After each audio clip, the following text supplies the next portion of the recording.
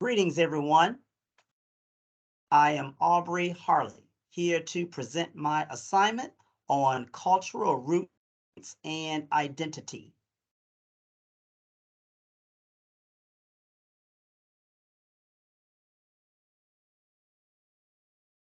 Hello, I am Aubrey Harley, and my cultural roots and identity is Native American and Black American. I identify with both backgrounds. Excuse me. As a result of me presenting this discussion, or rather creating this discussion, as a disclaimer, I will be very diplomatic in relaying my information, which concerns my cultural background. My goal is for everyone or anyone that's viewing my presentation is to be inspired and uplifted and motivated, and maybe take some learns from my cultural background and be able to, I don't know, maybe use this as a piece of education, as a key to the road in life, because the great thing that I know in life, uh, from the people we meet and the books that we read, that is a great education all in itself. So again, I will move forward, and I want to thank you for viewing. What were the migration patterns of your group? As a Native American, we as Indians, we were already settled on the land, as every other group have migrated afterwards.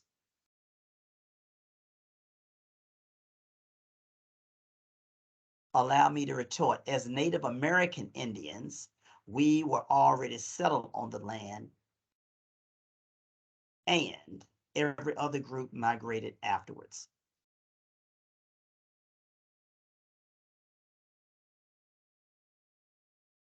If other than Native American, under what conditions did your family enter the United States as immigrants, refugees, enslaved people, etc.?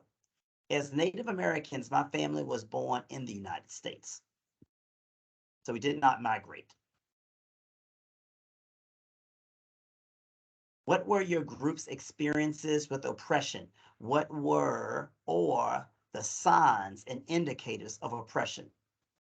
Our group experiences with oppression came when our community was introduced to alcohol and tobacco many, many moons ago. The signs and indicators were lack of strength, clouded judgment, and just was not able to maintain and govern our Native community due to the cloudy judgment. And, and as a result, other groups were able to influence and impose their wills. So our community became very divided and diluted. And there was such a great loss of power and strength. What issues divided members in the same group? The issues that had divided the members of the same group was, number one, wealth and power and status. There were leaders who thought that they could be better than the one that was leading, such as the chief. And this type of behavior came from jealousy and those who were chasing status and wanted to be known as the best fit for power. Describe the relationship between the group's identity and your national ancestry. The relationship is a very strong bond between the group and national ancestries. Today's group, we still recognize our ancestors and ancestry. We still utilize and exercise the principles that was laid before us and the education that came from our ancestors. There are several holidays and rituals and ceremonies that celebrates and honors the ancestry culture through song, music, and dance. What significance do race, skin, color, and hair play within the group? Race, skin color, and hair only signifies what a tribe and Native Americans belong to and his or her status. The longer the hair and the tribal markings on the skin places a tribe member on a higher social status amongst tribal community. What is or the dominant religions of the group? What role do religion and spirituality play in everyday lives of members of the group?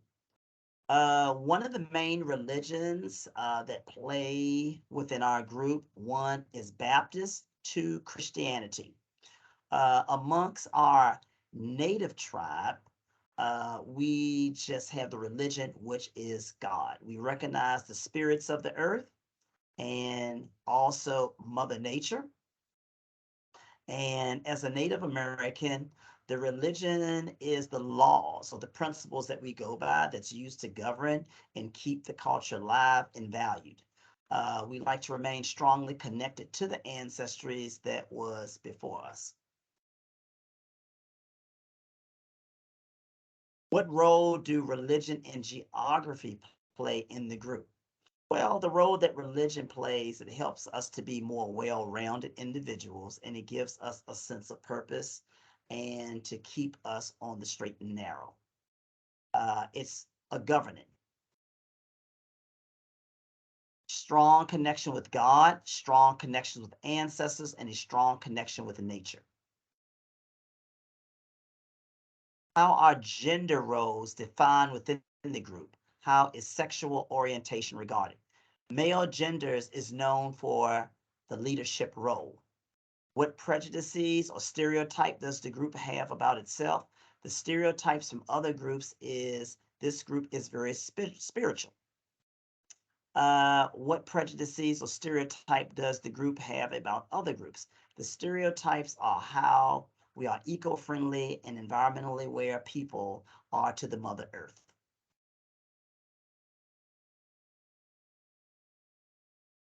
What role, if any, do names play in the group? Are there rules, morals, or rituals governing the assignment of names? The names in the group plays a social status. The assignment of the name can come from as a boy arrives in manhood. There is a ritual or initiation. When a group member has completed a tribal initiation, he has earned his name. And according to how the initiation was completed, that signifies how powerful the name will be. How is a social class defined in the group? In our group, social class is defined by 1, hunting, number 2, dress code, headdress, and far as today's era, wealth. So everything that I named before was in the past, but bringing it up to the future as today, it's about wealth and status. What occupational roles are valued and devalued by the group? The occupational roles that are valued is 1, leadership, the chief, number 2, the priest, and the accountant, and medical. When we talk about doctors, we like to call them the medicine man because it's more holistic. These would be the valued roles. The devalued roles sometimes can be politicians and lawyers.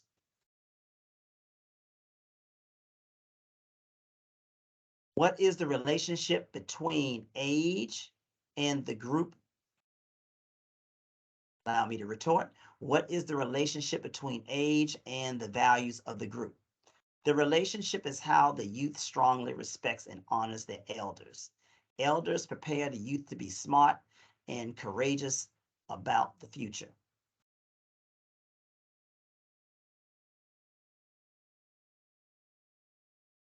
How does the group define family? We define family as close-knit, as relatives, as a community of blood-related relatives, and we also define our family through our family tree.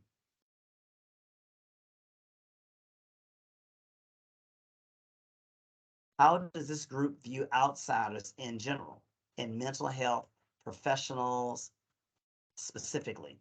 Allow me to read this again. How does this group view outsiders in general and mental health professionals specifically? Outsiders are viewed as great human beings. All human beings are treated equal. Mental health professionals are viewed as a valuable source of help for the community when it comes to healing. How have the organization principles of this group shaped your family and its members? What effect have this particular principle had on you? I would probably say one of the main organizing principles is to resolve all challenges with love, treat everyone as an equal, staying grounded with the divine calling, God, respect for the Mother Earth, and remain grateful for her gifts, and continue to grow with education.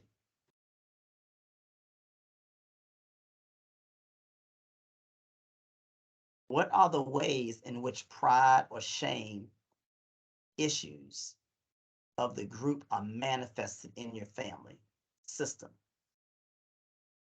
For example, Jews' pride or shame issues is educational achievement. I would say what is shamed, I'll start there first, is the consumption of tobacco and alcohol when it's not done in moderation. With that being said, tobacco and alcohol has clouded the community's judgment to some point, and it calls for poor decision making. One of the things that we really pride is education. Education is key because it creates involvement. Also, being eco friendly and treating and honoring the Mother Earth, and definitely preserving the Mother Earth. What impact will these provide? Excuse me, moving a little too fast. What impact will these pride or shame issues have on your work with clients from both similar and dissimilar cultural backgrounds?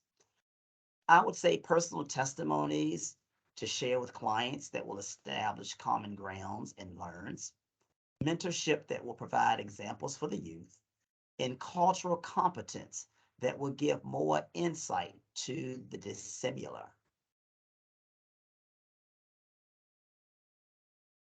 If more than one group compromises your culture of origin, how are the differences negotiated in your family?